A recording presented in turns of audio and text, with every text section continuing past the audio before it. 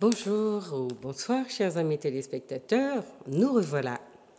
On a eu des rediffusions parce qu'il y a eu quelques petites, des petits décalages dans nos enregistrements, mais voilà, les choses se remettent en place.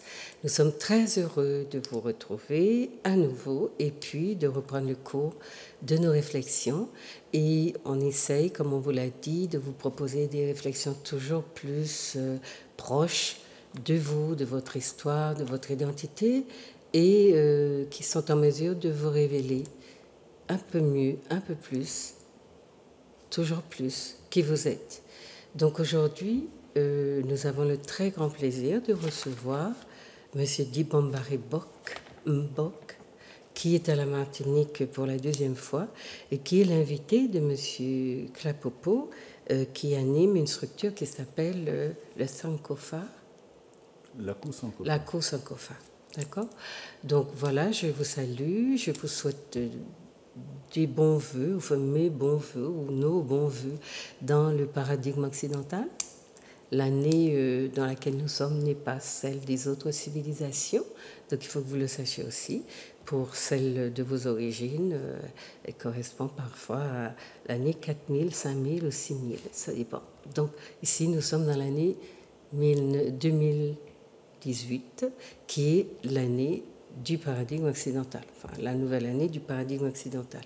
Donc je vous la souhaite bonne et puis j'espère que vous allez communiquer toujours plus avec nous, poser des demandes aussi, faire remonter vos observations et notamment pour l'émission d'aujourd'hui, eh bien, voilà, échanger avec M. Dibombari à travers ses propres réseaux, en lui envoyant des courriels ou en lui posant des questions ou en regardant ses émissions sur sa chaîne YouTube notamment. Voilà, alors, donc, l'émission va tourner autour des raisons de sa présence en Martinique, mais surtout de son œuvre qui est immense et qui est beaucoup consacrée à notre spiritualité, à l'approche de notre spiritualité, celle qui nous a été, disons-le franchement, volée. Donc, Monsieur Dibombari Mbok, je vous souhaite la bienvenue parmi nous et puis vous laisserez vous présenter un petit peu tout à l'heure. Oui. Si vous voulez saluer les téléspectateurs. Absolument. Alors, effectivement, déjà, je vous salue, vous. Je vous remercie de me donner l'opportunité de m'adresser aux téléspectateurs de raisons pratiques. Je salue également les spectateurs. J'accompagne ces salutations de mes voeux pour l'année grégorienne 2018. Et alors, pour me présenter, ce que je pourrais dire, c'est que je suis un écrivain, historien, conférencier, résident au Canada, d'origine camerounaise, et auteur d'un certain nombre d'ouvrages qui portent essentiellement sur les humanités fondamentales, les humanités classiques africaines. Et qu'est-ce que c'est les humanités classiques africaines? Eh bien, c'est le corpus en fond qui soutient toute la civilisation, les civilisations et les cultures africaines. Voilà, c'est ça. Merci, on y reviendra. Et Klapopo, que vous connaissez, qui accompagne donc Dibombari et qui va ouvrir aussi la discussion sur les préoccupations qu'il a fait émerger parmi les nôtres lors donc déjà d'un premier séminaire et qui est suivi de ce deuxième séminaire. Oui, bonsoir Klapopo. Bonsoir Juliette, bonsoir chers téléspectateurs. Très heureux de vous retrouver en cette année grégorienne 2018. Alors qui correspond à l'année 6254 pour le calendrier africain qui est le plus ancien connu dans l'humanité. Oui, alors Dibombari est l'une des personnes que nous avons accueillies avec vraiment beaucoup de joie dans le projet La Cour Sankofa. Le projet La Cour Sankofa s'inscrit un peu dans les recommandations de de la décennie internationale des personnes d'ascendance africaine, qui a été proclamée par l'ONU, l'Assemblée générale de l'ONU, et qui court de 2015 à 2024, où les personnes dites d'ascendance africaine sont encouragées à remobiliser leur patrimoine culturel, à se réinventer en se fondant sur ce patrimoine culturel. En tout cas, on peut l'interpréter comme ça. Il peut y avoir d'autres façons de comprendre. Et donc, on invite périodiquement des personnes qui ont des choses que nous estimons particulièrement denses à nous dire sur nous-mêmes. Et Dibombari Mbok fait partie de ces, je peux me le permettre, de ces jeunes frères qui vraiment, ces dernières années, on nous apporte de la matière, mais d'une richesse, à mon avis, incommensurable. On l'a reçu donc en juin, dans un premier séminaire.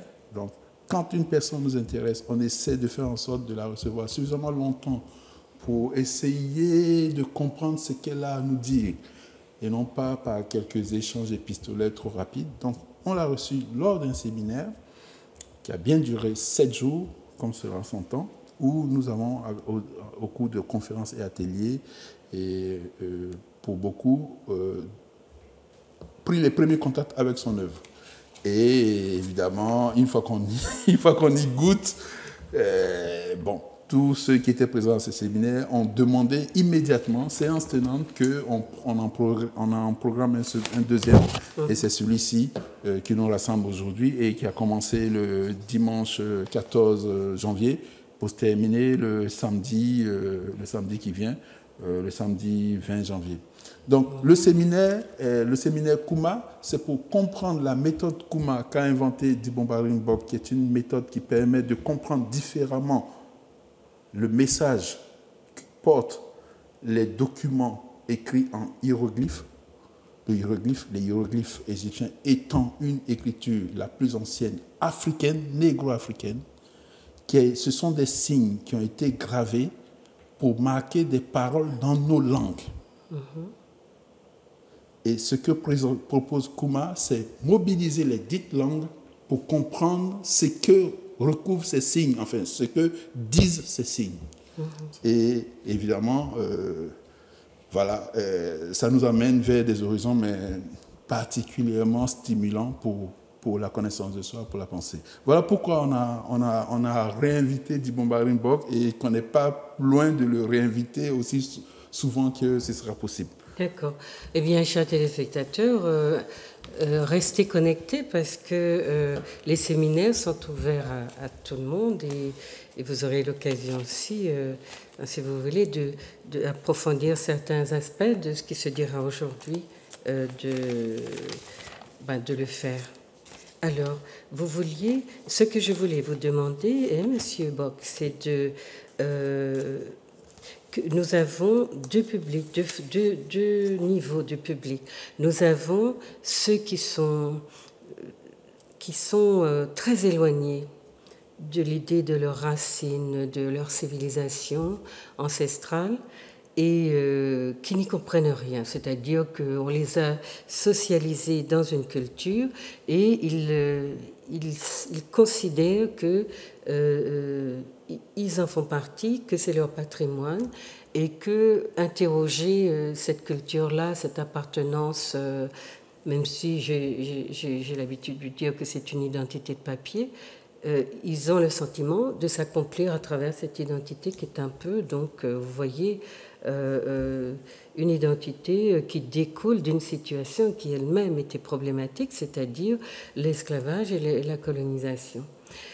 Donc nous avons ce public-là. Nous avons un public qui est plus, qui a entrepris, comme Popo le disait tout à l'heure, d'aller à la conquête de soi et qui a découvert déjà à travers les enseignements par Internet ou par les séminaires comme les vôtres, par d'autres chercheurs africains, qui ont donc déjà une approche qui font d'eux des personnes, ou d'elles des personnes qui sont un petit peu dans demande. Donc dans une émission comme ça, si on reste vraiment très basique pour répondre à ceux qui sont les plus attardés, entre guillemets, on va pas forcément satisfaire tout le monde. Donc on va essayer de jouer sur les deux niveaux et donc distinguer aussi, surtout parler à ceux qui commencent à se poser des questions, mais qui ne savent pas par où commencer, parce qu'il s'agit bien d'identités qui sont déjà constituées, même en défaut, mais qui ont besoin,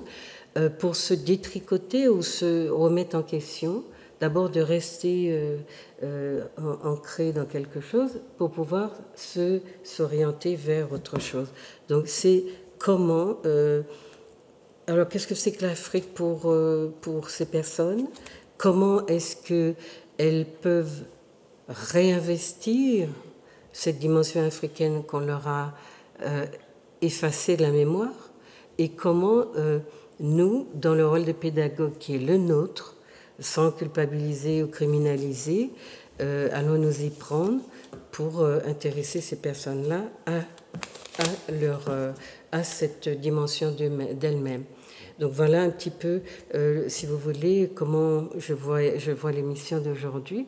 Et si ça vous convient, ben je vous poserai un certain nombre de questions, mais avec Claire Popo, je vois bien que les expériences que vous menez déjà à travers les séminaires, vous pouvez aussi les évoquer ici si vous voulez. Mais moi, je me fais un peu l'avocat de ces personnes qui ont besoin de comprendre pour se laisser happer par leur civilisation.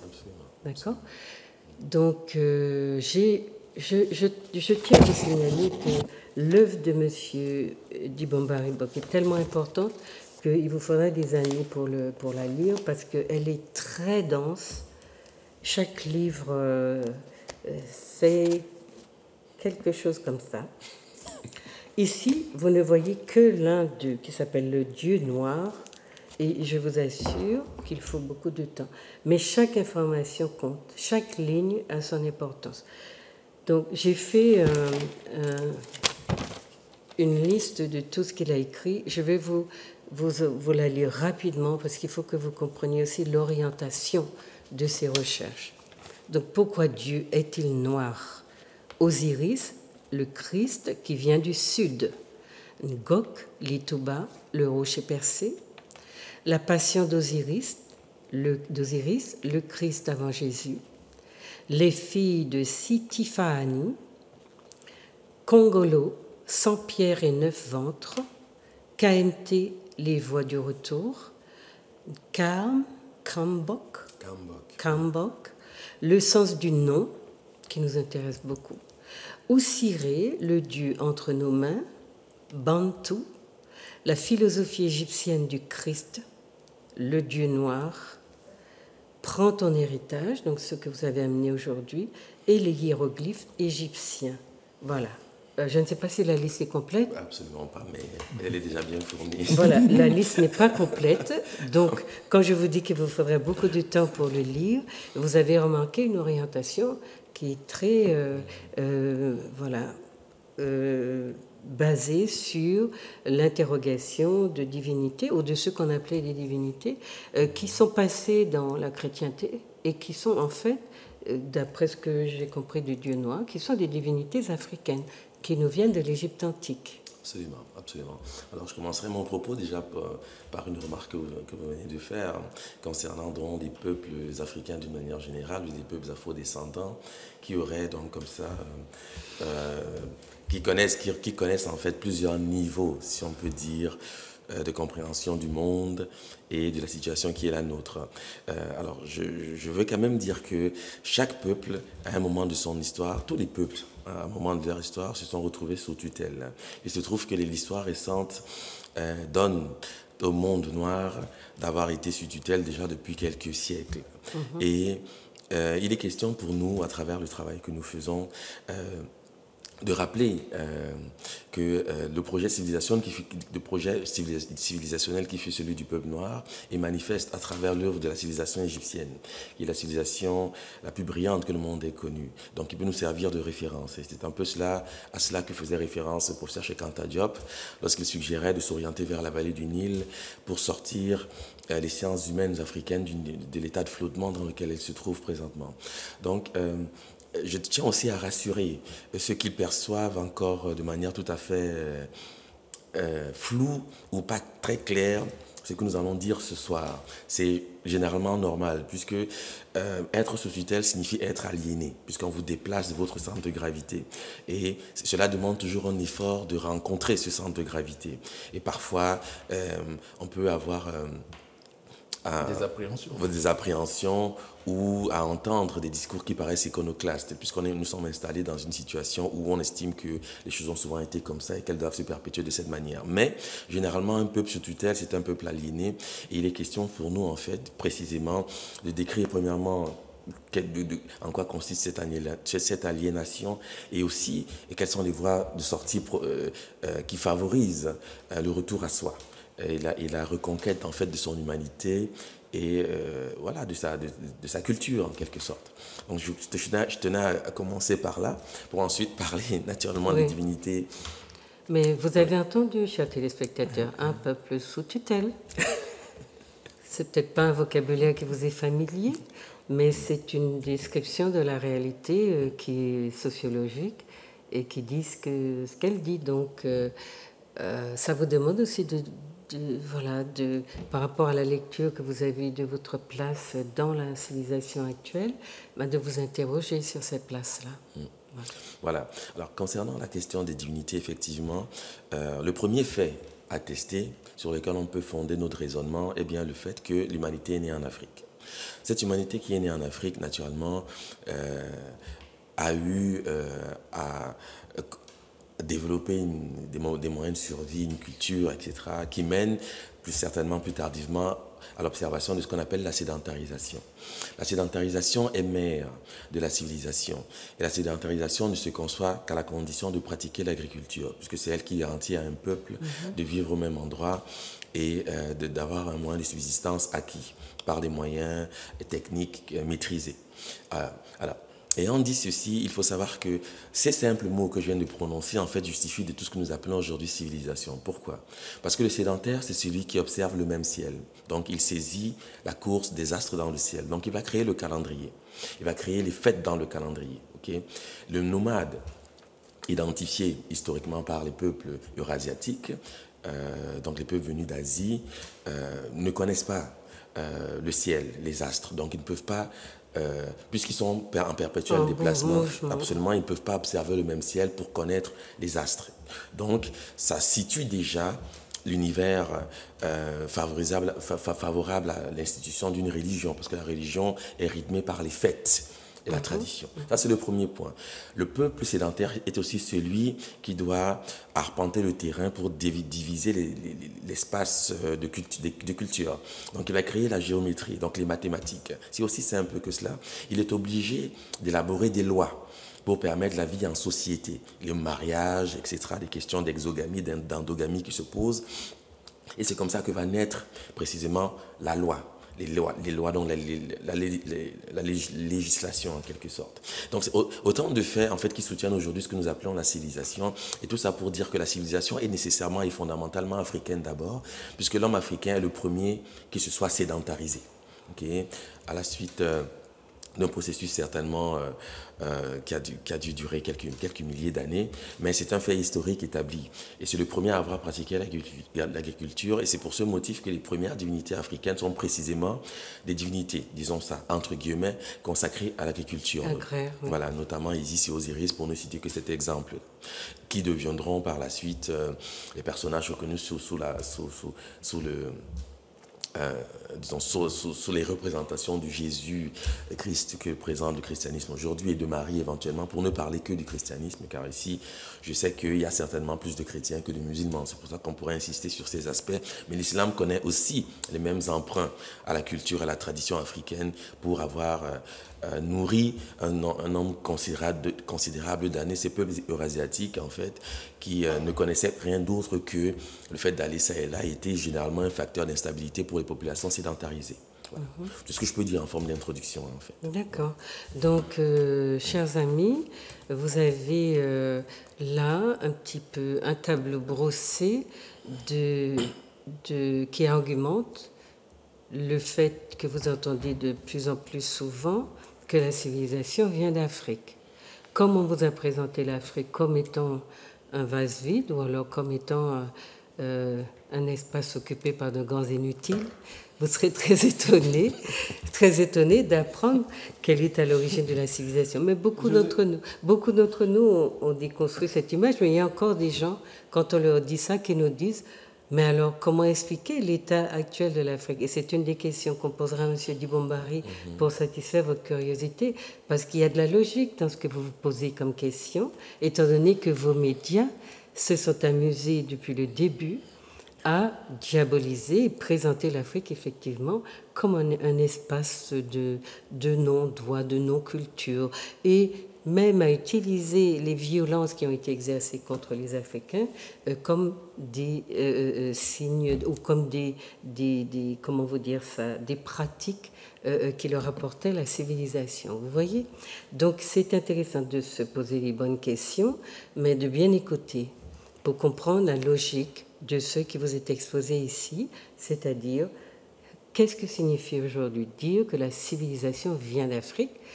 Donc on parlera forcément de l'Égypte antique qui est repérée comme la civilisation la plus ancienne, et on verra comment justement des traits de cultures africaines sont aujourd'hui, par exemple dans l'agriculture, ce que vous appelez aujourd'hui la permaculture comme une invention occidentale, alors elle existe depuis des milliers d'années en Afrique, puisque M.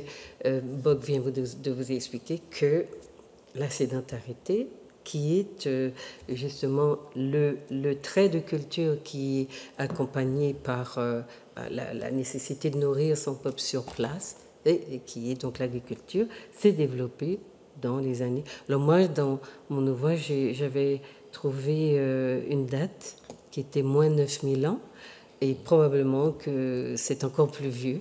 Beaucoup plus vieux. Mais c'est pour parler de cette certaine forme d'agriculture.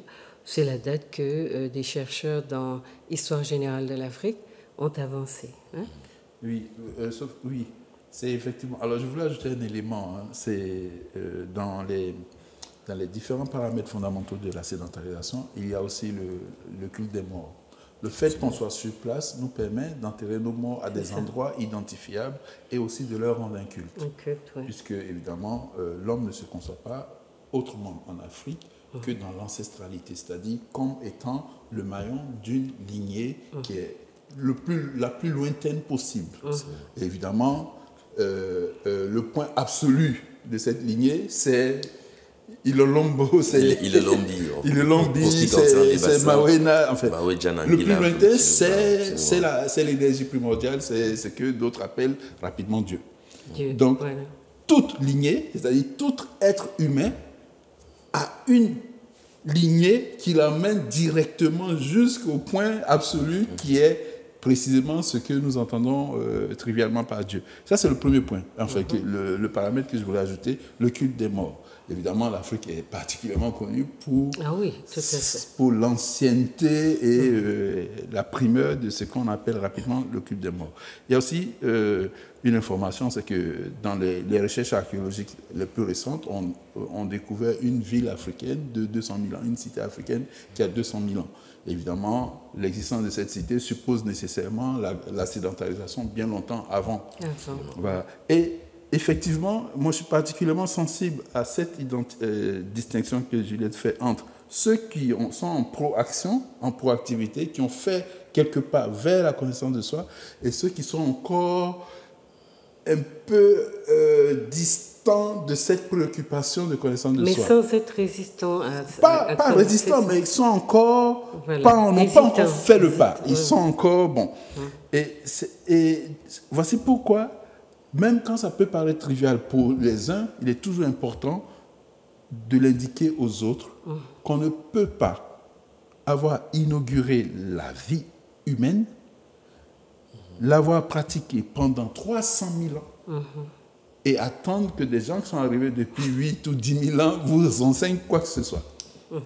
Quelqu'un qui vit dans une maison qui serait en l'espèce la planète, depuis 300 000 ans, ne va pas attendre qu'une autre personne arrive depuis 8000 ans pour lui expliquer comment est disposée cette maison, comment elle est ordonnée. qu'est-ce qu'il faut en savoir? Mais l'étonnant, c'est que ceux qui sont arrivés depuis 8000 ans aient eu l'audace de se présenter comme les plus vieux. Oui, mais ça, c'est le problème. En tout cas, c'est cette inversion de réalité qu'il est important tout de suite de poser lorsqu'on veut rentrer dans ce qui sera la suite de la discussion, à savoir que, voilà, et l'origine de l'humanité ne se conçoit pas en dehors de l'origine de la civilisation. Parce que, son historicité même. Voilà. D'accord. Et que les éléments les plus anciens dont on dispose jusqu'à date sont ceux du continent africain. Donc, on est tout à fait très bien placé pour mobiliser cette tradition ancestrale en vue de comprendre les questions les plus radicales que puisse se poser toute communauté humaine. Et le travail de Dibombari nous apporte des éléments, justement, des outils pour entreprendre ce questionnement. Vous êtes anthropologue. Comment vous vous définissez professionnellement? Écrivain, auteur-écrivain, historien. Voilà. Historien. Comment vous est venue l'idée d'aller chercher de cette façon-là? C'était d'abord un questionnement personnel à l'observation du monde tel qu'il allait, et puis aussi une curiosité intellectuelle, parce que très tôt j'ai eu à fréquenter les ouvrages du professeur Cheikh Anta Diop, notamment, et de fil en aiguille, je suis parvenu à reconstruire un ensemble de faits qui paraissaient établis, et dont Cheikh Anta Diop disait qu'en réalité, il n'en était rien.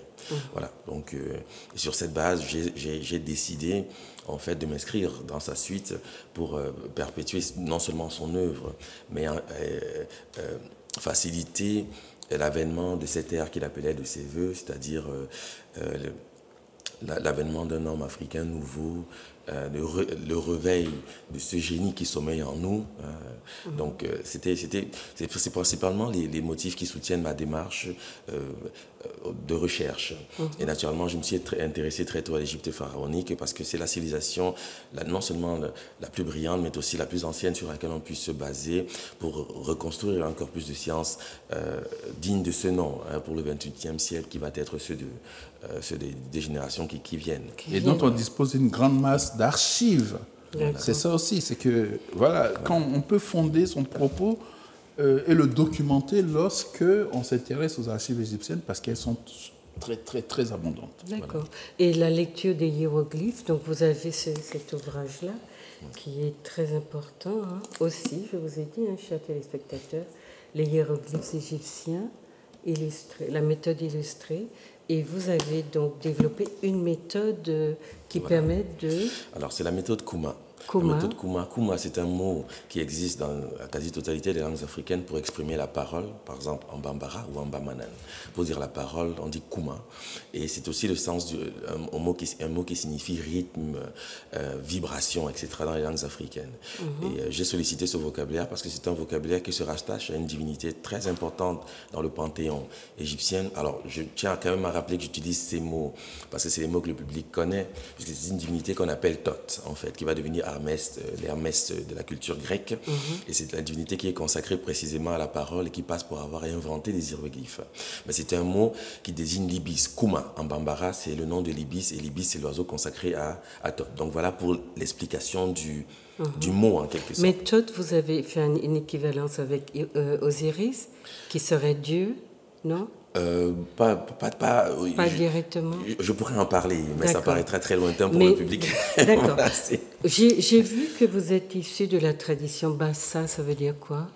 Ah, Bassa, c'est un peuple, parmi d'autres, qui vivent actuellement au sud du Cameroun. Le peuple Bassa ne vit pas seulement au Cameroun, parce qu'il est disséminé un peu partout sur le continent africain, puisqu'il a connu plusieurs migrations. Et l'ancienneté Bassa, en fait, reconnaît une origine égyptienne. Les anciens, dans nos villages, disent que nous venons donc de l'est de la vallée du Nil. Voilà. Pour définir un peu le peuple. Et le peuple Bassa a une narrative qui met en scène une araignée qu'on appelle l'Ibobol, l'araignée salvatrice, donc qui a sauvé l'ancêtre éponyme de la plupart des peuples qui vivent aujourd'hui au sud Cameroun, qui s'appelle Nanga. Et cette narrative est fixée par une grotte sacrée que les Bassa appellent Ngoglituba, qui veut dire la pierre percée, qui n'est autre qu'un bétil, donc un météorite qui est tombé en Afrique il y a quelques milliers d'années, et que les Bassa vénèrent comme étant le lieu d'où ils sont sortis, d'où les ancêtres sont sortis. Mais on sait très bien que ce bétil n'est autre que l'image de Sirius, qui est l'image de la Vierge dans le ciel. voilà, parce que ce Bétil a une relation intime avec les parties féminines, pour dire les choses clairement, et donc se rapporte directement à la Vierge en tant que mère qui enfante, en quelque sorte. Et vous avez vous êtes passé par une forme d'initiation? Ça, je ne pourrais pas le dire comme ça ouvertement. Ah, ça se dit mais pas. une chose est sûre, l'initiation que je reconnais, que je peux dire publiquement, c'est celle qui concerne la science, c'est-à-dire l'école du professeur Cheikh Anta Diop. C'est de cette école que que vous revendiquez. Absolument. D'accord. Alors, ce qu'on va essayer de faire, parce que à travers les hiéroglyphes, vous vous intéressez à la linguistique, ce qu'on appelle la linguistique d'une certaine façon.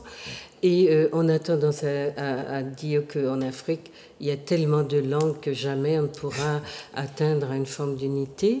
Et vous défendez l'idée d'une transversalité, finalement, des origines, des langues. Les peuples africains parlent la même langue. C'est ce que je démontre dans mes ouvrages, à travers notamment l'usage des hiéroglyphes égyptiens appliqués aux langues africaines modernes. Et l'exercice est assez aisé, parce qu'en fait, le questionnement est venu comment? Le questionnement est venu d'un fait simple. C'est que dans l'histoire, il y a deux auteurs principalement qui évoquent dans leurs ouvrages des hiéroglyphes égyptiens. Deux auteurs anciens. L'un s'appelle Horapollon et l'autre Diodore de Sicile.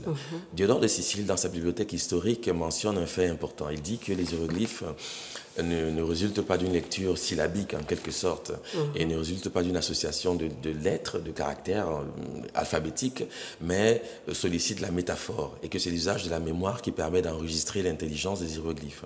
Donc sur cette base, j'ai compris qu'en réalité, nous avons effectivement affaire à des idéogrammes.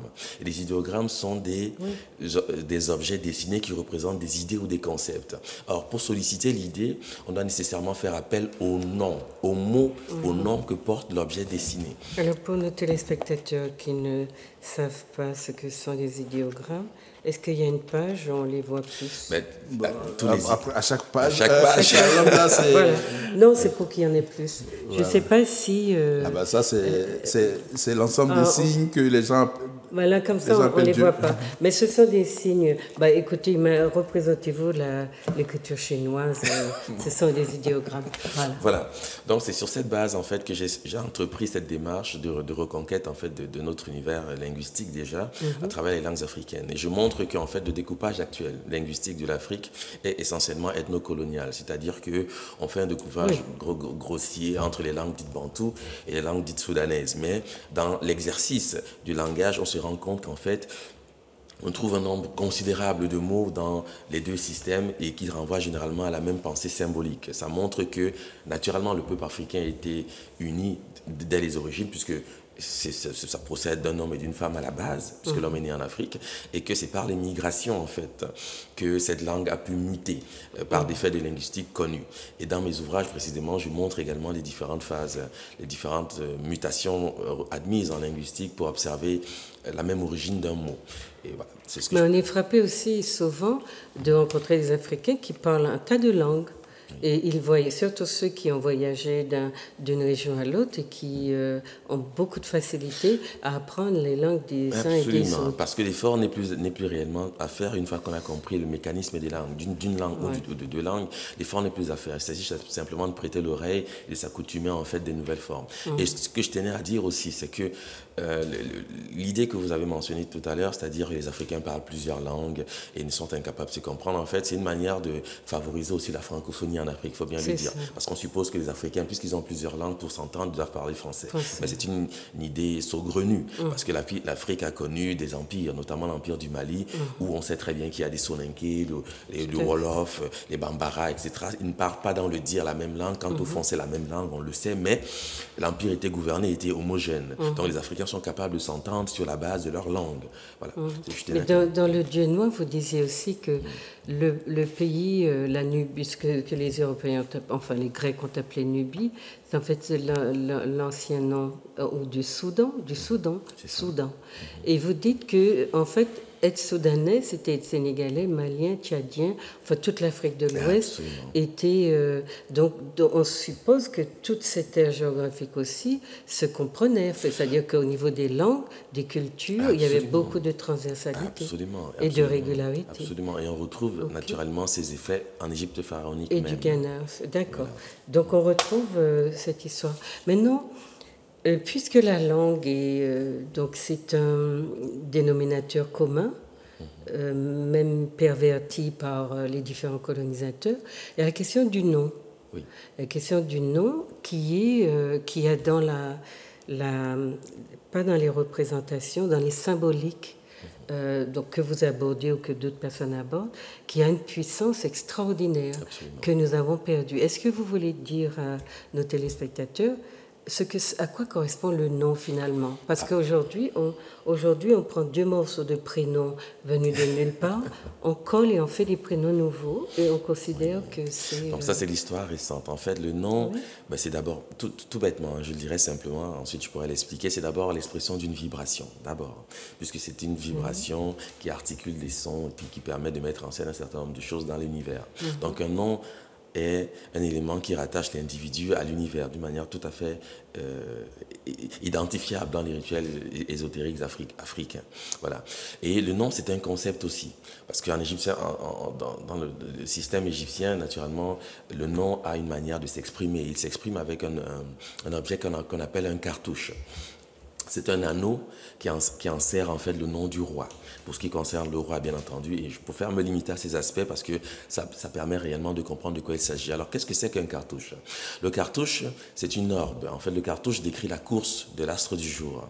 Et le cartouche enserre en fait l'univers dans son principe. Ça veut dire que le nom du roi qu'on trouve dans un cartouche, c'est le nom, c'est un des noms de l'univers, si on peut dire les choses aussi simplement, parce que le cartouche a pour fonction de représenter la course du ciel, donc la course, comment dire, l'univers gouverné en fait par le soleil, puisque le roi a une affinité remarquable avec le soleil dans le système égyptien. Voilà. Et le nom, c'est ça, c'est d'abord un concept qui rattache l'individu à l'univers et qui le rattache aussi à une culture, à une lignée historique, une lignée identifiable, une généalogie identifiable. Et rompre ce lien, c'est un peu suspendre l'individu et lui accorder une identité d'emprunt, en quelque sorte. Alors, quelles séquelles ça peut avoir sur, par exemple, les identités des diasporas qui ont été disséminées dans le monde et qui ont d'abord eu des noms absolument fantaisistes, qui ne signifient donc rien, qui ne les rattachent à rien, mais qui aussi peut-être ont des effets pervers, parce que le nom est une représentation, c'est ce que vous dites. Absolument. Alors, quel effet ça peut avoir sur nous? C'est ce que j'ai tenté de dire en introduction, autrement dit, j'ai abordé la question de la tutelle. Parce qu'avoir un nom qui ne représente pas l'individu qui le porte, c'est une identité. Nous restons des sujets de... Voilà, c'est une identité d'emprunt. C'est un peu comme si on nommait, bon, je sais que je parle en français, mais c'est un peu comme si on nommait un chien chèvre. Je veux dire, ça paraît saugrenu, ça paraît non indiqué parce qu'on voit bien que l'objet ne correspond pas au nom qu'il doit porter. Or, la nomenclature, c'est quelque chose d'essentiel dans le registre du vivant, surtout pour une culture d'ascendance africaine. Ça, c'est clair. Donc, la manière de nommer, c'est la rencontre entre l'individu et le fait divin, en quelque sorte. Voilà, c'est ce que je peux aussi. Donc, le fait qu'on assiste aujourd'hui à une sorte d'un mouvement qui pousse les gens à se rebaptiser, j'allais dire, entre guillemets. Ça a du sens. Que Absolument. Les gens se donnent des prénoms africains. Oui, ça a du sens dans le sens que c'est déjà un choix, une démarche raisonnée et qui questionne un ensemble de faits et qui remet en cause le statu quo. Parce qu'en réalité, on n'a pas vocation à s'appeler toujours, à porter toujours le nom issu d'une histoire qu'on connaît, tragique. Donc, à un moment donné, il faut quand même s'émanciper de cette forme d'état de fait et d'aspirer à des choses beaucoup plus saines, en quelque sorte. Et les effets s'observent, je vais vous dire, c'est pas seulement dans les territoires des Caraïbes, parce que même en Afrique, aujourd'hui, on porte des noms fantaisistes, parce que la culture se perd un peu, et surtout, les personnes qui sont censées la représenter sont un peu ostracisées. Voilà. Mais le travail que nous faisons a vocation précisément à rappeler que l'Afrique n'est pas vide. L'Afrique a une une culture très riche, et c'est d'ailleurs la première, celle qui porte l'humanité sur ses épaules, c'est un fait. Et il est question pour nous de le rappeler, non seulement de le rappeler, mais aussi d'inciter ceux qui ont l'intérêt pour ces questions de s'approcher de ceux précisément qui ont à cœur de revaloriser, ou en tout cas de dépoussiérer cette culture qui a été ostracisée. Voilà. Mais on suppose que ça va rester une démarche individuelle dans la mesure où c'est une institution.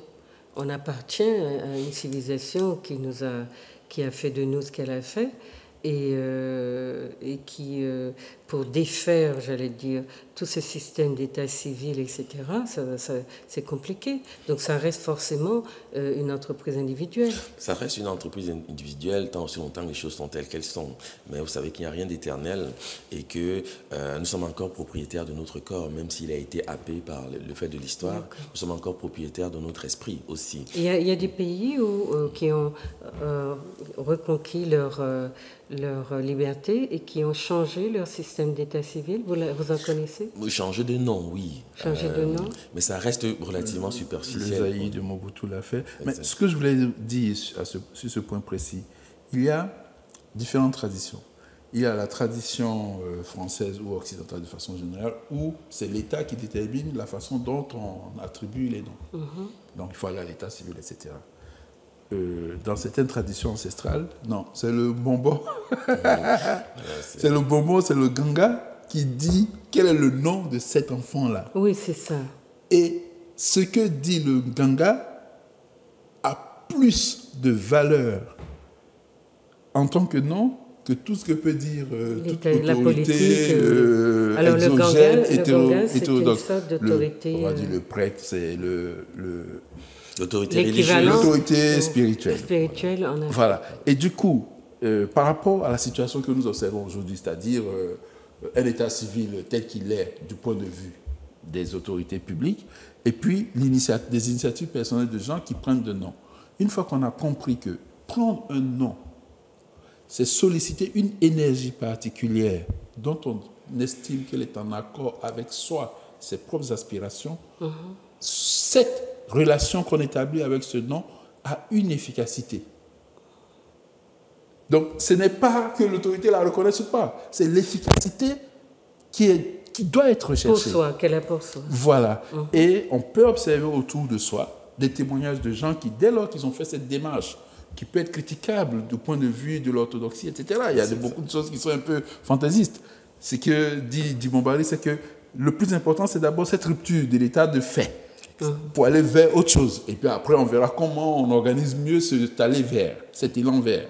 Mais ce que je suis en train de dire, c'est que certains, dans cette recherche plus ou moins tâtonnante, obtiennent des résultats qu'on peut observer là, maintenant. C'est-à-dire, dès lors qu'ils ont pris un nom qu'ils ont choisi pour eux-mêmes, quelqu'un qui dit que je m'appelle Sogolon Marie Diatta, Sundiata, et qui sait exactement que représente ce personnage, à partir de cet instant, il ne se voit plus comme un légume qu'on peut...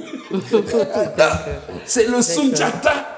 C'est l'énergie Sundiata qui sollicite dans sa manière d'être désormais. D'accord. Et il n'est plus du tout le même, quel que soit le nom que quiconque reconnaisse par ailleurs. D'accord, donc je reconnais bien cette sorte d'effort ancré, particulier, enfin, on va dire, voilà, qui est l'initiative d'un individu. À terme, tout ça a vocation à avoir des conséquences public, ça c'est sûr et certain.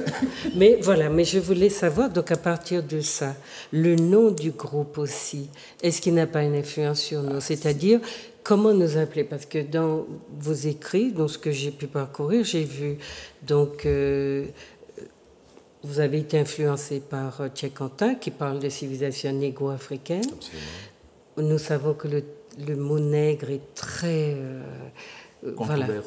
controversé et vous parlez de noir aussi. Oui. En même temps, vous avez bien expliqué que notre vrai nom, c'est Kémit. Oui. Hein? Kamit ou Kémit, ou, etc. Le nom même du territoire, c'est Taaseti, pour dire. Hein, Alors, qui non, était, ça c'était, disons, parce pour que... parler de... Oui, vous expliquiez d'où venait le terme bien, Oui. et vous l'opposiez à... Parce qu'il y a une évolution. Parce qu'à l'époque, vous saviez, quand je débutais le travail des hiéroglyphes, naturellement, je me basais sur ce qui existait. Donc, j'utilisais encore une nomenclature établie par les égyptologues. Donc, par exemple, en égyptologie, pour appeler l'Égypte antique, on fait ce qu'on appelle une translittération à partir d'une graphie et on lit donc Kemet. Et sur cette base, donc c'est un mot qui est rentré dans la langue commune pour dire les Kamites ou les Kemtiou, etc., pour dire les anciens Égyptiens. Mais aujourd'hui, j'ai compris que le mot existe en copte, en fait, parce que les coptes, qui sont des chrétiens d'Égypte, appellent l'Égypte Kamé. Kamé. Et c'est un vocabulaire, un mot, disons, pardon, un mot qui se rapporte à la couleur noire par plusieurs faits. Donc, il y a eu toute une controverse sur la signification exacte. Bon, on ne va pas revenir là-dessus aujourd'hui. Mais le fait est que cette civilisation égyptienne s'est définie du point de vue chromatique, si on veut, à partir de la couleur noire. Alors maintenant, je sais que la langue française que nous parlons a un rapport conflictuel avec la couleur noire, puisque tout ce qui est noir est généralement défavorable. Mais nous, on dit que les Noirs ne se voyaient pas noirs, ne se définissaient pas noirs. Pourquoi ce mot-là signifie-t-il pourtant noir? Non, je ne sais pas qui le dit, parce que les peuples noirs sont quand même encore capables d'identifier les objets concrets de la nature. Et il faut savoir que la couleur noire est celle qui soutient le vivant, c'est-à-dire le carbone. Je veux dire, on est quand même encore en mesure de le reconnaître. C'est une des raisons pour lesquelles les divinités majeures du panthéon égyptien sont représentées noires, notamment le dieu Osiris, entre guillemets, Isis, pour ne citer que ceux-là. Et le soleil même, c'est un astre, un corps noir. Voilà. Donc c'est sur cette base. Ce n'est pas une démarche idéologique, parce qu'aujourd'hui nous sommes rentrés dans l'ère post-siècle des Lumières, qui a divisé l'humanité en catégories raciales, etc. Enfin, un certain nombre de choses qu'on met sous la coupole de la science, mais qui sont relativement douteuses, on peut le dire. Et donc, quand on prononce, on dit les jaunes, les rouges, les noirs. Cela, dans le fond, n'a pas de sens. Parce qu'il faut observer la nature et les lois de la nature pour tirer des catégories dans le vivant. Et c'est ce que ont fait nos ancêtres. Donc, ce n'est pas une démarche idéologique que de représenter une divinité avec la couleur noire. C'est parce qu'on sait que la couleur noire est celle qui soutient la vie, tout simplement, d'un point de vue concret. Naturellement, il se trouve que sur Terre, les populations qui sont noires ont de la mélanine et que la mélanine a des fonctions aussi qui sont particulières. On peut comme ça comprendre le rapport, puisque à la base, l'humanité était homogène et noire. Donc, il n'y avait pas la question des races, etc. Faut que c'est normal que Dieu soit représenté à l'image des peuples qu'il a créés. Mais aujourd'hui, je peux comprendre que pour certaines personnes, dire que Dieu est noir peut causer un problème parce qu'on s'imagine que non, mais Dieu n'a pas de couleur, etc. Mais il faut savoir que la divinité est incarnée par des faits concrets dans la science. Et ces faits concrets, généralement, lorsqu'ils sont socles, sollicitent la couleur noire, notamment le carbone, la manifestation de la lumière, le faisceau lumineux, etc. C'est des choses qui ont beaucoup à voir avec la couleur noire. Et même l'univers qui nous entoure, il suffit de lever les yeux pour comprendre que nous sommes entourés par l'obscurité. Donc c'est l'observation de la nature qui a codifié les représentations iconographiques des déités africaines, en quelque sorte. Voilà. C'est ça. Enfin, je vous disais ça parce que je pense à nos personnes, à nos concitoyens, quand on leur dit que le fait qu'ils adorent des divinités qui ne leur ressemblent pas, ça a quand même un sens dans l'entretien de l'aliénation. Et si vous leur dites, même ça vaut ce que ça vaut, que la Bible a été reprise et que les personnages sont noirs, etc. Enfin, pour parler un peu prosaïquement, on les a négrifiés. C'est-à-dire qu'on leur a restitué leur originalité. Et pour des gens qui ne savent pas, on dit simplement, on les a négrifiés. Et l'idée, pour beaucoup des nôtres, que Dieu puisse être noir, les rend malades. C'est-à-dire qu'il y en a qui sont prêts à devenir fous pour ne pas renoncer à l'idée que Dieu est blanc. Ça signifie qu'il y a quand même, il s'est passé quelque chose entre le moment où il y a cette objectivité, ces réflexions objectives que vous faites, et l'idée que, peut-être par ignorance ou pour mille raisons, la socialisation, le conditionnement fait que tous ces aspects, ces dimensions, entre guillemets, objectives, disparaissent. Et quand il s'agit de réinvestir ces choses de leur sens premier ou de leur apparence première, eh bien, nous rendons les nôtres malades. Alors, comment on fait pour déconditionner ou détricoter? Alors, la question qui vient là-dessus, c'est la spiritualité africaine peut-elle encore s'imposer face à l'invasion des religions occidentales et donc au fait que le cerveau des nôtres est complètement comment on va dire ça, sous emprise. Oui, alors,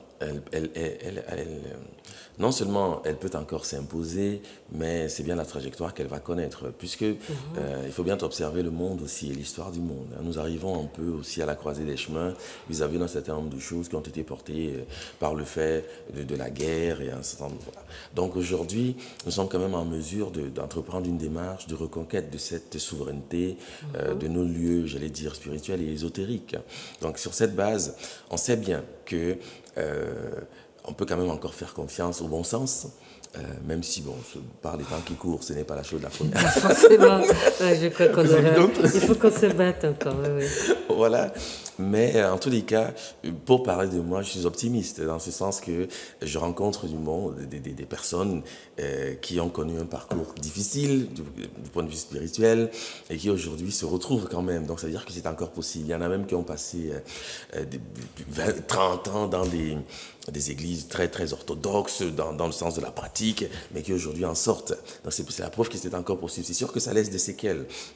Mais le travail que nous le faisons aussi pour les enfants, ceux qui viennent après nous, car nous ne sommes plus le véritable enjeu de notre époque. L'enjeu véritable, c'est ceux qui viennent ensuite.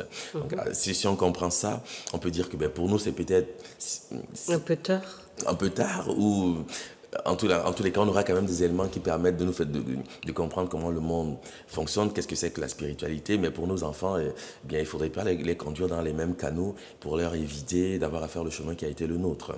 Mais moi, je suis optimiste parce que les signes sont quand même pour montrer que les religions dominantes aujourd'hui, à savoir l'islam, le christianisme et puis le judaïsme, mais surtout l'islam, le christianisme. Les religions monothéistes. Voilà.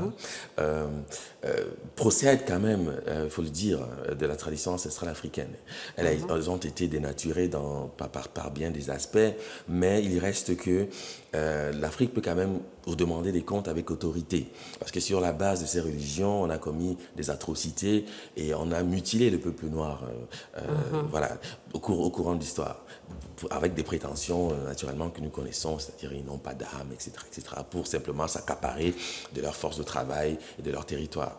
Mais aujourd'hui, nous sommes en mesure en fait de jouer carte sur table, car les éléments scientifiques, l'historicité, l'antériorité du monde noir montre, comme le disait Cheikh Anta Diop, que l'Afrique, la vérité se trouve du côté de l'Afrique et qu'il est simplement question pour nous de populariser ce que j'appelle précisément les humanités fondamentales, c'est-à-dire cette connaissance qui permet aux Africains d'abord et à l'humanité ensuite, car le message qui est le nôtre s'adresse à l'humanité entière, mais aux Africains d'abord qui sont les premiers les premières personnes intéressées pour ce message, de se réapproprier leur univers par le travail qui a été fait déjà par un certain nombre de chercheurs, notamment le professeur Cheikh Anta Diop, le professeur Théophile Obenga et bien d'autres aussi, et naturellement les œuvres qui sont aussi les nôtres. Donc il faut avoir cette démarche de redécouverte, si je puis dire, de soi. Il ne faut pas avoir peur de se regarder dans un miroir et de constater qu'en réalité, l'image que nous pouvons voir du point de vue de la spiritualité pose quand même un problème fondamental, parce que depuis que l'homme est homme, eh bien, il a eu une culture, il a eu des pratiques, il a connu la spiritualité, mais aujourd'hui, elle paraît dans un cadre qui est quand même problématique pour les peuples qui sont sous tutelle. Donc, et l'idée est de s'émanciper de cette tutelle. Et comment vous expliquez, excusez-moi, vous répondez à vos compatriotes, ou en tout cas à toute la diaspora qui vous dit, oui, alors si l'Afrique a eu autant de majesté, d'un passé aussi glorieux, comment expliquer son état actuel? Alors ça, c'est la question bateau, mais c'est la question que le peuple se pose. Absolument. Donc, il faut lui donner des réponses absolument simples et claires. Voilà. comment on peut sortir de... Moi, j'essaie de l'expliquer par des choses qu'on a en sociologie, mais sur ce plan-là, c'est carrément beaucoup plus civilisationnel que cela. C'est cette sorte de hiatus qu'on voit entre l'Égypte, notamment l'Afrique ancestrale, complètement prestigieuse, investie de toutes les traditions, etc. Et aujourd'hui? Alors, la première chose que je dirais, c'est que l'homme, l'humanité appelle histoire ce que la géographie appelle saison. Ça veut dire quoi? Ça veut dire que nous ne sommes pas libres des phénomènes qui nous environnent. Il y a toujours un phénomène de cycle. Le cycle, je veux dire, existe dans la nature, l'été, dans les l'hiver, civilisations aussi, oui. Dans la civilisation aussi. Donc, l'apogée n'est apogée que parce qu'il peut y avoir un déclin. Voilà. Ça, c'est le premier point. Donc, c'est un fait observable pour tous les empires, toutes les civilisations. On a eu la Grèce antique, la Rome antique. Absolument. On sait, Et on observe le début du déclin de la civilisation qui domine depuis 500 ans. Actuelle, tout à fait. Voilà. Donc ça, c'est un premier fait. Le second fait me permet de rappeler, parce que moi, disons, j'ai la faiblesse de m'aligner. En tous les cas, je sais que ce n'est pas une faiblesse, mais ce n'est qu'une manière de s'exprimer, de m'aligner sur le propos du professeur Cheikh Anta Diop, qui consistait à rappeler que c'est la perte de la maîtrise de son système éducatif qui maintient ou qui précipite la chute d'un empire. Voilà. Donc, l'éducation des enfants est essentielle parce que l'éducation inscrit les marqueurs dans la personnalité. Voilà. Et si on perd le contrôle de son système éducatif, on fabrique des aliénés au bénéfice de celui qui domine ce système éducatif. Alors, quand l'Africain était lui-même dans la vallée du Nil, bien naturellement, il avait la pleine possession de ses moyens et de ses perspectives spirituelles, économiques, etc., etc. Mais aujourd'hui, nous vivons une ère où voilà, on rencontre la prédation à tous les carrefours. Voilà. Donc c'est ça. Mon sentiment est celui-là. C'est sûr que ça n'explique pas tout, mais ça peut expliquer l'essentiel, la perte du contrôle de son système éducatif. Et l'Égypte a connu cela. Dans la période tardive, elle a été détruite par les Perses qui l'ont occupée pendant plusieurs siècles. Ensuite sont venus les Macédoniens, les Romains, maintenant les Arabes, et puis ça dure depuis déjà quelques temps. Mais, et ça montre bien que c'est à partir de cette époque, précisément, que les peuples africains eh bien, ont connu une chute. Puisque les traditions africaines ont le défaut d'être ésotériques. Ça veut dire que ce sont des initiés qui détiennent le savoir. Donc il suffit d'éliminer la classe initiée pour avoir un peuple totalement perdu et sans repère. Et c'est ce qui est arrivé, parce qu'en réalité, ceux qui étaient installés donc à Alexandrie, les Lagides, rencontraient une résistance de certains prêtres qui organisaient la résistance, mais il a suffi de les éliminer, d'organiser les conciles pour établir l'autorité romaine par la suite, pour ce qui concerne Rome, donc dans la vallée du Nil. Et dans les stratégies de guerre d'ailleurs, aujourd'hui encore, on élimine la tête et on a le peuple à disposition. Voilà. Les Lumumba, Sankara, Mounier... et on observe cela. Mais il faut garder bon espoir, car la langue garde la philosophie d'un peuple. Les langues africaines sont extrêmement riches. Pourvu qu'elles ne meurent pas. Elles ne sont pas... Elles sont particulièrement vivaces. Elles sont particulièrement vivaces. Et c'est sûr que beaucoup est fait pour les terres, mais elles sont particulièrement vivaces. Et l'Africain, même s'il ne l'introduit pas dans son système éducatif, a quand même conscience de l'importance des langues. Parce qu'aujourd'hui, on voit quand même des mouvements qui ont tendance à introduire les langues africaines. Même les enseigner. Oui, voilà. Donc, et la langue garde la philosophie du peuple. On ne peut pas expliquer, par exemple, je prends le cas du peuple Dogon, par exemple. Toute l'astronomie, la cosmogonie du peuple Dogon est tellement riche, et cela montre que ce peuple a connu des choses magnifiques, puisqu'ils sont capables de décrire l'univers comme nul autre. Ils sont capables de décrire les mouvements du ciel comme nul autre peuple. Donc ça montre que la langue garde quand même des éléments fondamentaux, et on peut réveiller cette civilisation qui est endormie par le fait de l'histoire. Et je considère que cette époque de déclin n'est qu'une étape qui n'a même pas duré très longtemps. Parce qu'en réalité, 2000 ans d'histoire, regarde la trajectoire du peuple noir, ce n'est même pas une parenthèse, ce n'est même pas une goutte de sable dans la mer. C'est 2000 ans, mais quand on voit... et là, j'en viens à une autre question encore. La question des écoles. Je voulais ajouter une petite remarque chronologique. En chronologie courte, on estime que la civilisation égyptienne a duré 3000 ans. En chronologie longue, on va jusqu'à 25, 12, le Sphinx, certaines études scientifiques établissent considèrent que le Sphinx a plus de 12 000 ans d'âge. Chronologie courte, 3 000 ans. Je ne connais pas, à ma modeste connaissance, il n'existe pas d'autres civilisations qui ait duré autant de temps. Donc, la civilisation la plus puissante, comme on pense, c'est la civilisation dont nous sommes en train d'observer le déclin. Ce n'est pas moi qui le dis, ce sont même des auteurs occidentaux qui considèrent que ça va durer que 500 ans. Non, il y a l'idée que la civilisation... combien de temps, etc. Il y a l'idée que la civilisation indienne actuellement a 5000 ans. Les Indiens se revendiquent de 5000 ans de civilisation. Ça, c'est OK, très bien. En tout cas... Moi, je ne défends rien, mais je vous dis. Non, moi, ça ne me pose pas de problème. Mais je veux dire que 3000 ans, au regard de l'espérance de vie de la plupart des civilisations, ce n'est pas rien. Et quand on étudie les principales fédérations ancestrales africaines, elles ont bien souvent une durée de vie qui démontre une certaine stabilité des institutions en Afrique qu'on ne trouve pas partout. Absolument. Mais quand on va en Afrique aujourd'hui, on est frappé dans les chefferies par l'ordre qui règne, la force qui règne. Et puis, il y a une discipline qui est vraiment incorporée. Donc, ça fonctionne absolument. Mais alors, la question que je veux vous poser par rapport à vos remarques, c'est celle-là. On est frappé par le bouillonnement qu'il y a autour de... Et je pense que les réseaux sociaux, tout ça, c'est... Alors, je ne sais pas quelle divinité ont envoyé, mais franchement, ça a accéléré le processus, c'est incroyable. C'est sûr. Donc, il y a beaucoup d'Africains qui découvrent leur patrimoine et tout ça à travers ces sources-là. La question, c'est, il y a tellement de sources et d'origines. Comment s'orienter? Quelle source est la bonne? Je voyais un texte que j'ai envoyé à Popo, qui est sorti par, je crois que c'est Jeune Afrique, et Popo faisait remarquer que comment pouvait-on parler de philosophie sans mentionner le professeur Obenga. Et il y a beaucoup de choses. La philosophie africaine de la période pharaonique. Et la question, c'est ça. Comment vous orientez-vous? Si Landa écoute là et se dit, bon, mais je vais commencer.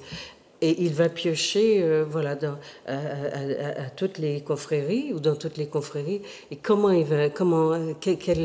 quelle pédagogie, quelle didactique, quelle logique pour lui? Je dirais qu'il y a une porte d'entrée qui me paraît la plus prolifique pour ce qui concerne la classe, disons, ou l'intelligentsia africaine depuis quelques années. C'est quand même celle qui a été initiée par le professeur Cheikh Anta Diop. Donc il faut quand même commencer par les œuvres du professeur Cheikh Anta Diop. Il y en a un certain nombre, Civilisation Barbarie, l'Afrique précoloniale. Exactement. Oui. Donc ça permet déjà de renouer avec un nombre d'éléments importants. Nation d'agriculture, c'est un livre majeur quand même qu'il a écrit en 1954, ça fait quand même déjà quelques années, et c'est un livre qui est encore publié et disponible. Donc on pourrait déjà commencer par là pour comprendre déjà, pour ceux qui ont encore cela en questionnement, que l'Égypte pharaonique c'est une civilisation typiquement africaine. Voilà.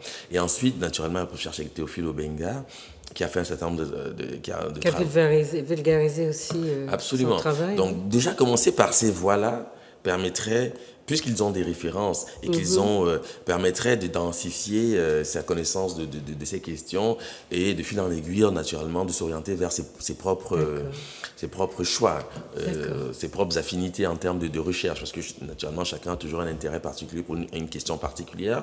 Mais commencer par les humanités classiques introduites par le professeur Cheikh Anta Diop. Bon, il y a eu un ensemble de choses qui ont été faites avant lui. Je pense notamment à Firmin, Antenor Firmin, voilà, donc qui a également parlé anthropologue haïtien qui a également parlé de l'Égypte pharaonique dans son livre majeur, de l'égalité des races humaines. Donc c'est quand même un ensemble de choses qui donnent déjà des éléments d'autonomie, c'est-à-dire ça permet déjà de se dégager un peu du discours ambiant. Mainstream. Voilà. Donc on va conseiller à nos téléspectateurs qui veulent s'orienter, parce qu'il y a beaucoup de sources aujourd'hui, de commencer par les fondateurs. Cheikh Anta Diop, vous trouvez ses ouvrages. Il y a aussi Histoire générale de l'Afrique, qui est une contribution collective où le regard est plus... Mais il est plus croisé.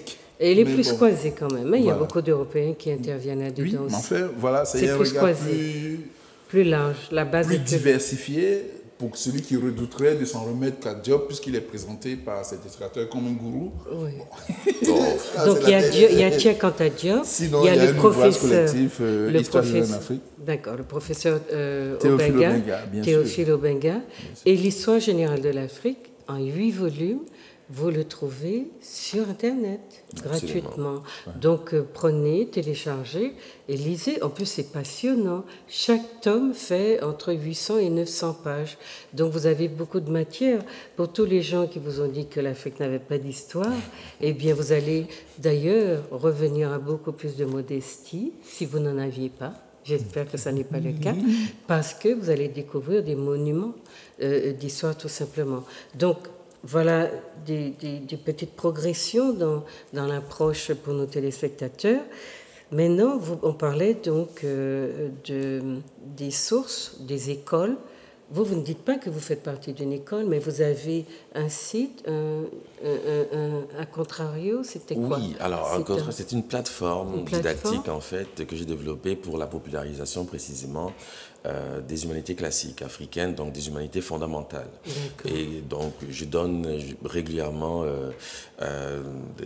des informations sur des sujets et d'autres, principalement sur l'Égypte pharaonique, où on traite des graphies égyptiennes, dans des hiéroglyphes égyptiens, etc. C'est sur YouTube, c'est gratuit. Donc les gens vont sur YouTube, ils tapent à contrario. À contrario. En 2 mots, voilà. D'accord.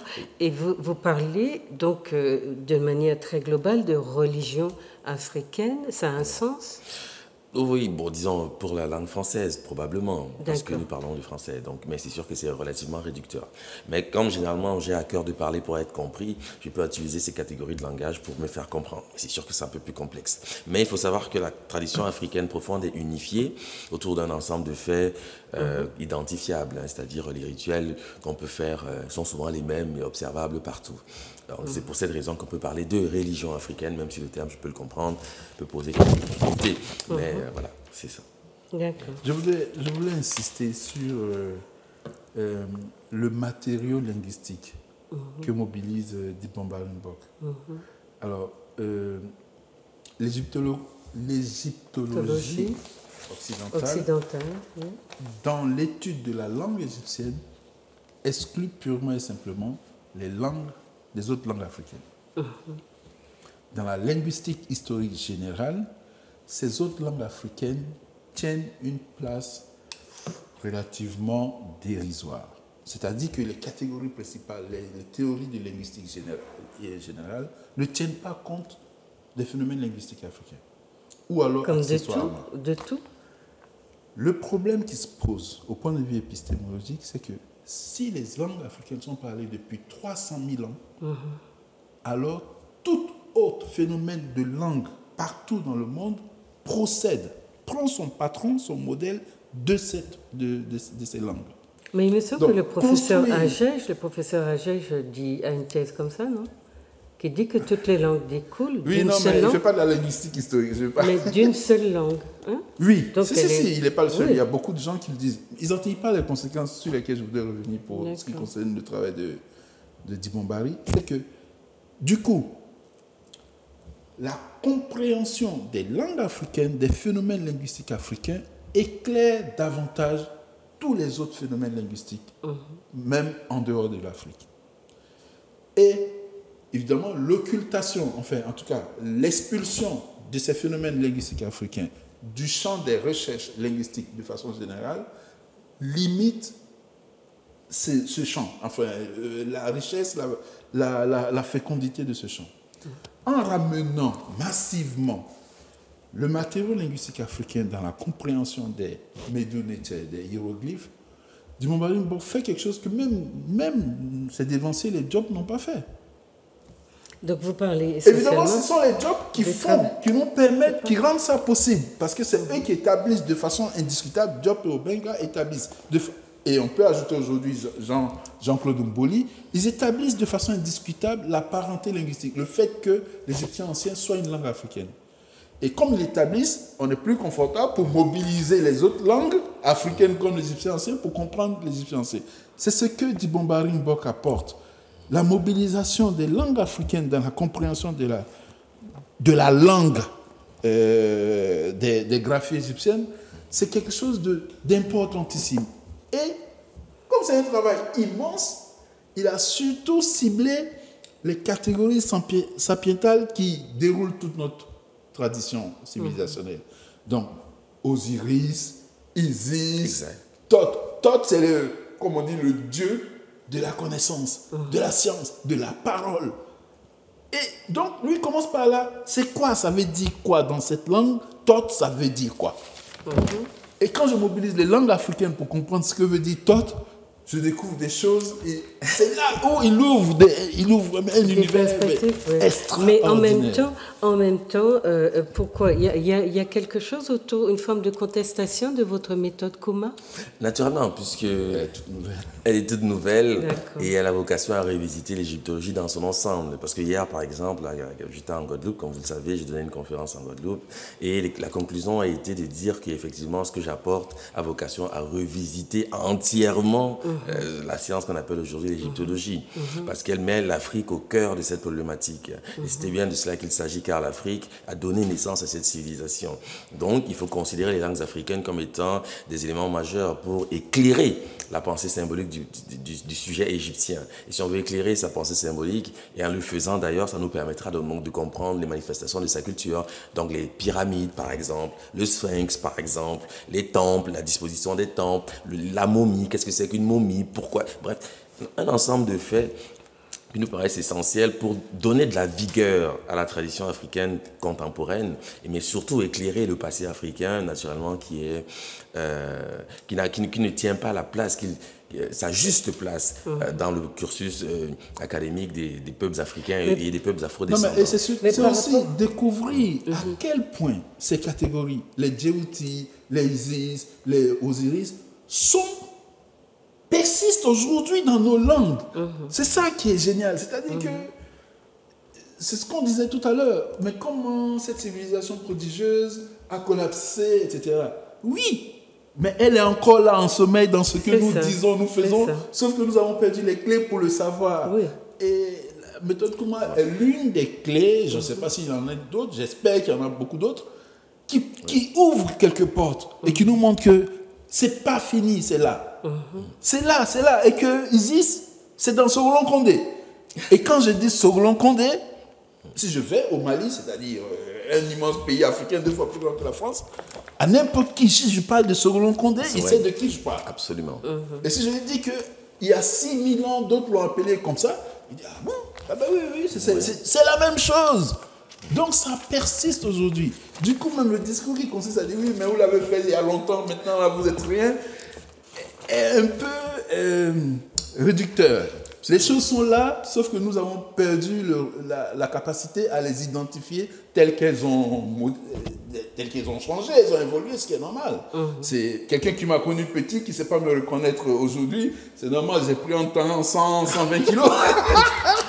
Non, mais on peut dire aussi que on est dans des formes de sciences humaines et elles évoluent à mesure que la connaissance de l'humanité s'approfondit. Donc c'est un argument qu'on peut aussi opposer à ces personnes. Maintenant, moi, je ne suis pas linguiste, je ne sais pas, mais dans le travail que vous faites, vous avez donc beaucoup. Alors, je pense que nos téléspectateurs, vous avez quand même aujourd'hui là quelques bases pour commencer. Si vous étiez un peu inquiet et que ça ne vous paraissait pas important, pour commencer à entrer dans votre civilisation d'origine, et rien, il n'est jamais de trop de s'instruire, quitte à ce que vous disiez après, non, ça m'intéresse pas, mais essayez d'abord d'y entrer. Et vous avez des portes d'entrée. Cheikh Anta Diop se lit très facilement et ses livres sont vendus partout.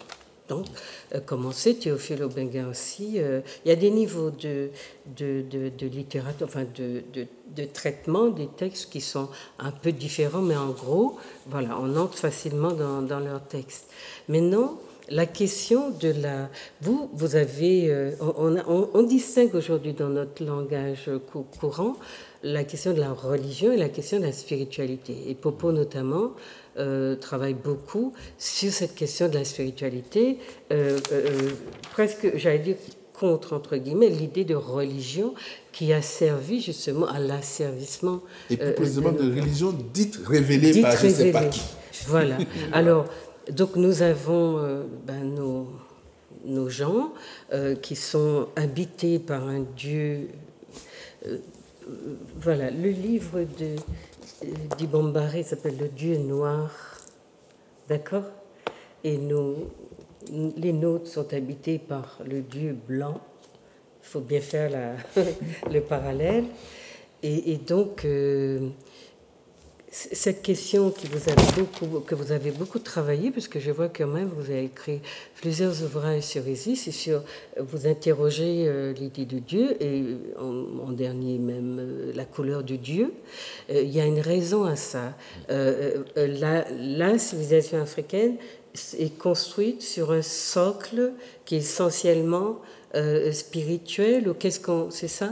Alors, est-ce qu'on peut expliquer à nos compatriotes, notamment pourquoi aussi, parce qu'on dit ouais, pourquoi vous ne vous êtes pas défendus quand les gens sont arrivés, se sont installés, ils ont pris et aujourd'hui vous pleurez. La question c'est les contacts, enfin je ne parle même pas de contacts de civilisation, il y a eu véritablement des gens qui sont arrivés et qui ont repéré peut-être ce qui leur paraissait les points faibles de cette civilisation, puisque eux étaient essentiellement sur de la matérialité et les Africains sur de la spiritualité. Alors est-ce que ces rencontres-là n'ont pas été destructeurs pour les civilisations africaines ou la civilisation? Je ne sais pas s'il faut en parler au singulier ou au pluriel, mais alors qu'est-ce qui vous travaille et qui fait que vous interrogez autant la dimension spirituelle, et ça sera notre dernier thème, puisque malheureusement, vous voyez comme ça passe vite. Ça passe vite, voilà, effectivement. Ça passe toujours trop vite. Allez-y. Oui, alors moi je dirais, parce qu'en fait, je me suis très tôt intéressé à cet aspect, parce que le peuple a besoin d'un ciment qui unit ses différents membres. Et c'est toute la dialectique du démembrement du corps d'Osiris. C'est-à-dire que si vous connaissez l'histoire de la passion d'Osiris, il a été tué, découpé en plusieurs morceaux, et c'est Isis qui a jeté dans le Nil, je crois. Exactement. Voilà. Et les membres du corps d'Osiris constituent autant de provinces de l'Égypte. Donc, rassemblés, c'est le corps d'Osiris. Donc, Osiris représente, si on veut, le corps sacerdotal de l'Égypte. En tant qu'individu, c'est la divinité majeure de l'Égypte pharaonique. Donc, ça veut dire quoi? Ça veut dire que nous avons besoin que les peuples africains, les peuples afrodescendants nourrissent une spiritualité qui vise à les unir, qui vise à les rassembler autour d'un corpus commun. Et cette démarche ne peut se faire qu'à la condition d'éclairer le passé africain. Parce que dans le passé, les Africains ont effectivement eu les empires les plus puissants de la planète. Donc, en se basant sur des catégories de compréhension qu'on peut aujourd'hui explorer. Mais l'idée, c'est ça. L'idée, c'est d'orienter nos recherches vers des éléments qui permettent de nous unir autour d'un corpus commun. Il peut être spirituel, il peut être... mais généralement, la spiritualité est essentielle parce qu'elle est intime. Et c'est l'occasion précisément de défendre ce qui nous est le plus cher. Lorsqu'on a une spiritualité sous tutelle, on ne reconnaît même pas souvent son véritable ennemi. Parce que souvent, c'est lui qui nous impose cette religion, et il en fait un folklore. Voilà. Donc l'idée, c'est ça, c'est d'éclairer, de clarifier ce que c'est véritablement la spiritualité. Ce n'est pas la religion. La religion, c'est un corps quasiment, on pourrait même dire politique, puisque les ambitions sont celles des humains, mais la spiritualité est d'abord intime, et de montrer qu'elle se manifeste aussi dans des faits concrets de culture, et essayer de susciter justement ce rapprochement des peuples qui ont été séparés. Parce que j'ai toujours eu l'ambition de dire que le peuple noir a connu la trajectoire d'Osiris. Il a été démembré, objectivement démembré et éparpillé aux quatre coins de l'univers. Et nous attendons donc Isis, enfin Sogolon Kondé, la Sogolon Kondé des temps modernes, qui va reconstituer le corps. Donc c'est un autre nom d'Isis. Oui, en fait, c'est le nom que porte la mère de Soundiata Keïta, qui est le sauveur du Mandé. Et c'est un personnage majeur dans la narrative des peuples du Soudan. Voilà. Mais hier, on en parle aujourd'hui parce que hier, j'ai montré que le nom Kondé est un nom qui se rapporte directement à Isis. Voilà, c'est pour ça qu'on en parle. C'est une forme de clin d'œil à ceux qui ont assisté à notre rencontre d'hier. Mais c'est pour dire ça, c'est pour dire que il s'agit de réactiver voilà, Je voudrais vraiment insister sur ça, dont je suis de plus en plus convaincu. Au cours des 2-3 dernières années, j'ai lu surtout des sujets comme ça. Je les avais déjà lus, mais j'ai rassemblé. Bon.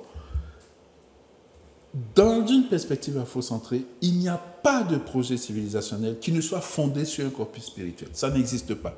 C'est-à-dire, tout projet civilisationnel qui se pose comme étant aspirituel, pour les Africains, c'est une barbarie. C'est une non-civilisation, purement et simplement. Parce que c'est l'expression de ce que nous pensons avoir compris de ce qu'on appelle spiritualité. L'expression quotidienne, l'harmonie, la mise en harmonie de notre façon de vivre avec ce que nous avons compris de ce que nous appelons civilisation, qui fait civilisation. C'est-à-dire que quand le pécheur pêche, les actes qu'il pose actualisent sa compréhension cosmogonique, appelez ça comme vous voulez. Quand les gens se marient, ce qu'ils font, c'est réunir Isis et Osiris. Par exemple, on va prendre un exemple pour nos téléspectateurs. La spiritualité est partout. Et lorsqu'elle est nulle part, il n'y a pas civilisation du point de vue africain. Quand, par exemple, on doit couper un arbre, on va demander à l'arbre, eh bien, je suis extrêmement, alors je ne sais pas comment le dire, de voir aujourd'hui que les Européens découvrent que les arbres parlent, qu'ils ont une âme, une vie, et alors qu'ils se moquaient des Africains et des peuples dits premiers qui demandaient à la nature l'autorisation de prélever un poisson, que c'était pas ce qu'il y avait de plus ridicule. Et on a vraiment l'impression, alors je ne suis pas forcément dans la polémique, que les Européens sont en train de faire le circuit à l'envers. C'est-à-dire ce qu'ils ont d'abord rejeté, méprisé, ils découvrent que les gens qui les pratiquaient étaient en fait au cœur de ce qu'il fallait faire. Donc j'ai très souvent l'impression, en écoutant, parce que j'écoute beaucoup ce qui se fait dans la science en France, et je suis frappée par cette trajectoire qui me paraît se dérouler à l'envers. Et je me dis, tout ce temps qu'on a perdu... C'est le phénomène des cycles. Oui, mais tout ce temps qu'on a perdu parce qu'il y avait de l'orgueil, il y avait à dire on était les plus grands, les plus beaux, les plus forts et que les autres c'était des nuls devant une virgule, des zéros devant une virgule, eh bien, pour moi c'est du temps qu'on a perdu. Ça veut dire que la civilisation, elle est au stade où elle est, alors que peut-être dans d'autres rencontres, moins basées sur la prédation, on aurait été un monde extraordinairement... Peut-être qu'on a d'autres étapes à vivre encore et qu'on aurait été à un autre niveau. Alors, je vois la lumière qui clignote fort, qui nous dit oui, c'est ça, ça doit être la fin. Mais c'est tellement précieux que j'aurais pas voulu... J'ai terminé parfois des émissions un peu trop tôt et j'ai regretté. Alors, j'espère que je ne prends pas trop de minutes à Dibombarim Mbok et à Popo, Cla, pour vous dire, chers téléspectateurs, j'espère que ça vous a passionné. Bon, on n'était qu'au début de beaucoup de questions, mais voilà, on ne va pas non plus vous remplir la tête en une fois. On va demander à M. Dibombarim de revenir et on aura peut-être vos questions et à ce moment-là, il vous donnera des réponses en direct. Donc n'hésitez pas, vous appelez à Zouk TV et ils peuvent vous toucher comment? Alors, j'ai naturellement une page Facebook, Dibombarim Mbok. Je réponds à mes messages assez régulièrement. Essentiellement, cela, j'ai un site également, dibombarimmbok.com et à contrario.org aussi. D'accord. Alors, et Popo, est-ce que vous voulez bien donner un téléphone? Parce que comme vous organisez des choses qui pourraient peut-être faciliter l'accès de ces thématiques. Alors, le portable, c'est 539 200. Et donc, je rappelle que le séminaire Kuma 2 se poursuit. Aujourd'hui, nous entrons vraiment en atelier, 3 jours d'atelier. Mais on ne sera pas en direct. Voilà. Et donc, il y aura d'autres occasions de recevoir Dibombarim Mbok, aussi bien à la Martinique qu'à la Guadeloupe, où il a été hier et où la conférence, selon les échos que nous avons reçus, a été particulièrement appréciée. D'accord. Voilà. Donc, voilà, chers téléspectateurs, ça se termine déjà. Vous voulez dire quelque chose à vos téléspectateurs? Oui, déjà remercier d'avoir pris la peine de nous écouter. Vous remerciez, vous, pour nous avoir donné l'occasion de nous exprimer sur ces sujets souvent difficiles et dans l'espoir d'avoir des retours de l'émission aussi et puis pouvoir poursuivre cette conversation. Voilà. Voilà. Ben voilà, chers téléspectateurs, je vous dis bonne soirée, ou bon après-midi. Prenez le temps de réfléchir. Allez dans les bibliothèques. Il y a quand même de plus en plus des ouvrages de Cheikh Anta. Et puis, sur tous les sites de vente, vous allez trouver des ouvrages. Alors, il y a une chose qu'il faut qu'on vous dise, c'est que Monsieur Clapopo a une annexe qui est une librairie dans laquelle vous allez trouver tous ces ouvrages-là. D'accord ? Y compris ceux de Dibomba Limbok. Y compris ceux de l'auteur. Et de Juliette également. Que nous recevons aujourd'hui. Donc, Popo vous a rappelé son téléphone, 539 200. 539 200, vous trouvez donc tous les livres sur le panafricanisme, sur l'histoire de vos origines, ou même si vous n'êtes pas de ces origines ou que vous ne les revendiquez pas, cherchez. Le monde n'appartient pas qu'à une catégorie de gens. Voilà. Bonne soirée ou bon après-midi. À bientôt. À bientôt.